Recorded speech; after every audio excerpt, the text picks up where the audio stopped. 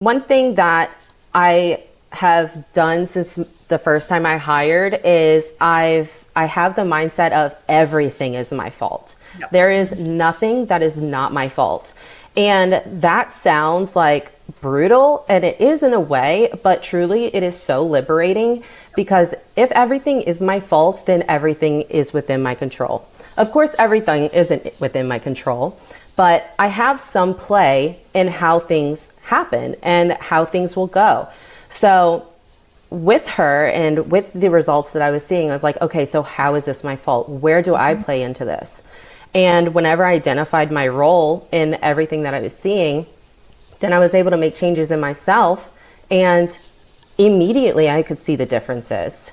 So slowing down whenever I was going through things. I didn't get to make those changes with her, but I made them with my second employee, and I went room by room. I didn't take them to a deep clean for the first time they come, so just those tweaks of like, okay, here's where I messed up. Here's what I'm going to change, and then observe the results. So it's basically data collection. KPIs are super important for that reason too, of like keeping notes. What I did is I kept notes of how I did things, and I just compared and tweaked those and then said, okay, this is what I changed, and this is the end result that changed. So that worked.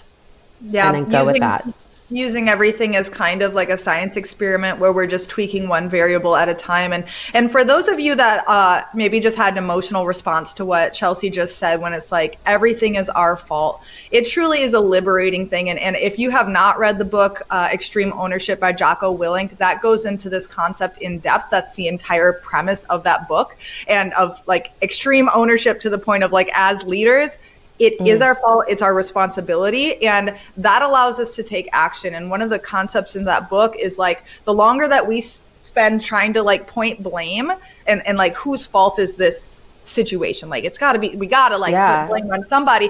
And that is just an entire waste of time, where it's like, if we take the blame, it immediately jumps in to problem solving mode of like, okay, why did this happen and how can I prevent it in the future? And it is kind of a waste of time because even if it 100% factually was, our cleaner messed up, they didn't do this, they didn't do this. All right, as a leader, it's our ultimate responsibility that happened poorly, whether that be a quality issue. Okay, is it a training thing? Is it a communication thing? Like, there's so many things that, because like you said, once we put on that, like, it was our fault, our responsibility, it is really liberating, because now I can be like, I can fix this, I'm in control. And I think that, even so often, what are the repeated things in our industry? Nobody wants to work. I can't find anybody good. Customers don't want to pay my prices. They don't see our worth. All of those things, even if they're true, how the fuck does that help us solve anything, right? Like, that doesn't help us. Like, we can't do anything with that. So